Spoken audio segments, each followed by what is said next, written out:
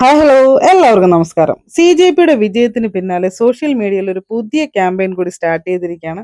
അത് വളരെയധികം ജനശ്രദ്ധ നേടി മുന്നോട്ട് പോകുന്നു. E20 ജനതാ പാർട്ടി, അതായത് EJP ഓൺലൈൻ കൂട്ടായ്മ. ഇവരുടെ സോഷ്യൽ മീഡിയ കൂട്ടായ്മയാണ്. ഇവരുടെ സോഷ്യൽ മീഡിയ പ്ലാറ്റ്ഫോമിന്റെ ഒക്കെ ബയോ ആയിട്ട് കൊടുത്തിരിക്കുന്നത് ഒരേ ഒരു ദൗത്യം, ഒരേ ഒരു ആവശ്യം: എഥനോൾ ചേർക്കാത്ത 100% ശുദ്ധമായ പെട്രോൾ എന്നത് ഏതൊരു പൗരന്റെയും അവകാശമാണ്.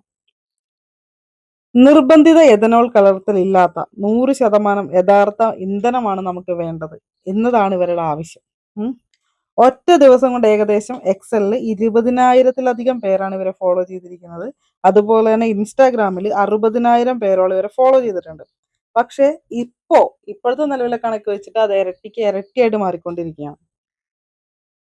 നമുക്കറിയാം, മെയ് 16-നാണ് CJP ആരംഭിച്ചത്. അതൊരു ഇൻസ്റ്റാഗ്രാം അക്കൗണ്ടിൽ വെറും 24 മണിക്കൂർ കൊണ്ട് 15,000-ൽ അധികം പേര് ഫോളോ ചെയ്ത് സ്റ്റാർട്ട് ചെയ്ത ഒരു അക്കൗണ്ട് മെയ് 21 ആയപ്പോഴേക്കും ഏകദേശം 14 മില്യൺ ആൾക്കാരിലോട്ട് അത് എത്തിക്കഴിഞ്ഞു, അല്ലേ? നമുക്കറിയാം, അതിനുശേഷം നടന്ന ചരിത്രമാണ്. ഇന്ത്യയിലെ ഏറ്റവും വലിയ സോഷ്യൽ മീഡിയ ഹാൻഡുള്ള നമ്മുടെ BJP എന്ന് പറയുന്ന ഒറ്റക്കക്ഷിയെ അവർ മറികടന്നു. വരും ദിവസങ്ങളിൽ നമുക്ക് കണ്ടറിയാം CJPയെ പോലെ തന്നെ EJPയും സോഷ്യൽ മീഡിയയിൽ എത്രത്തോളം മറ്റുള്ളവരുടെ ശ്രദ്ധ ആകർഷിക്കും എന്നുള്ള കാര്യം.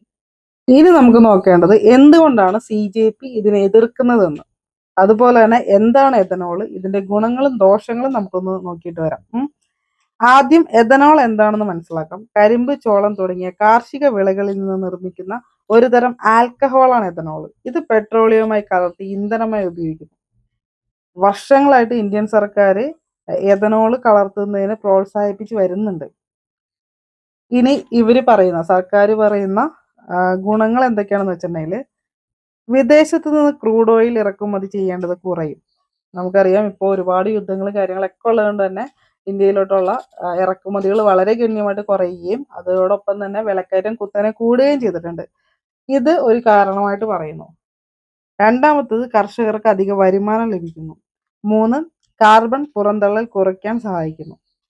ആഭ്യന്തര ഇന്ധന ഉൽപാദനം വർദ്ധിപ്പിക്കാം. ഇതൊക്കെയാണ് ഇവർ മുൻപോട്ട് വെക്കുന്ന സർക്കാരിന്റെ വാദങ്ങൾ.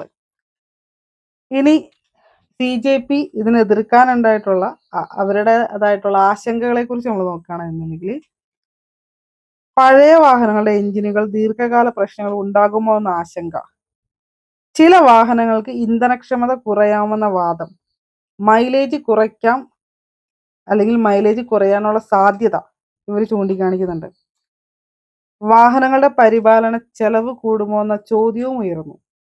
ഇതൊക്കെയാണ് സോഷ്യൽ മീഡിയയിൽ CJP ഈ ക്യാമ്പയിനിലൂടെ മുൻപോട്ട് വയ്ക്കുന്ന കാര്യങ്ങൾ. കണ്ടറിയാം എത്രത്തോളം ജനങ്ങൾ ഈ ഒരു EJPയുടെ ക്യാമ്പയിൻ ഏറ്റെടുക്കുമെന്നുള്ളത്. ഇതിന്റെ വരായികൾ എന്തൊക്കെയാണെന്നുള്ളത് വരും ദിവസങ്ങളിൽ തന്നെ നമുക്കറിയാൻ പറ്റും.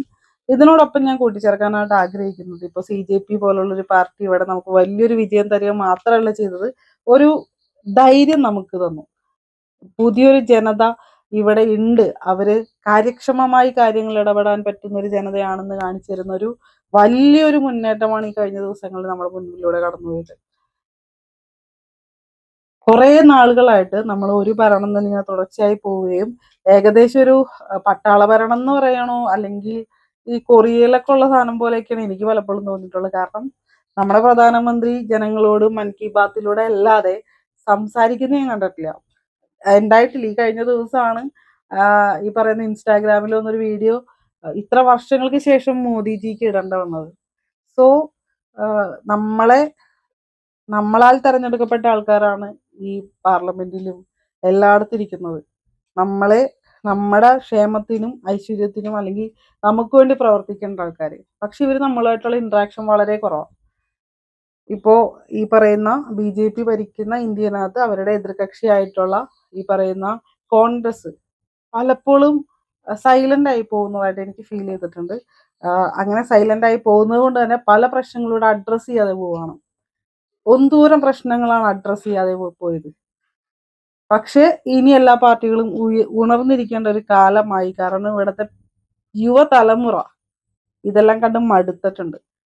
അവർ റിയാക്ട് ചെയ്യാൻ ആരംഭിച്ചു. സോ അലേർട്ട് ആവേണ്ടത് ശരിക്കും മറ്റ് പാർട്ടികളാണ്. അതായത് BJPയും അതുപോലെ തന്നെ ഈ പറഞ്ഞ കോൺഗ്രസും മാത്രമല്ല എല്ലാ പാർട്ടികളും അലേർട്ട് ആവുക. കാരണം നിങ്ങൾ ജനങ്ങൾക്ക് വേണ്ടി പ്രവർത്തിച്ചില്ലെങ്കിൽ, ജനങ്ങളുടെ ക്ഷേമത്തിന് വേണ്ടി പ്രവർത്തിച്ചില്ലെങ്കിൽ, ഈ രാജ്യത്തിന് വേണ്ടി പ്രവർത്തിച്ചില്ലെങ്കിൽ നിങ്ങളെ ചെക്ക് വെക്കാനായിട്ട് ഇവിടെ യുവതലമുറ വരും. മാറ്റത്തിന്റെ മുന്നേറ്റം അല്ലെങ്കിൽ മാറ്റത്തിന്റെ ഒരു നല്ല തുടക്കം നമ്മളിവിടെ കണ്ടു കഴിഞ്ഞു.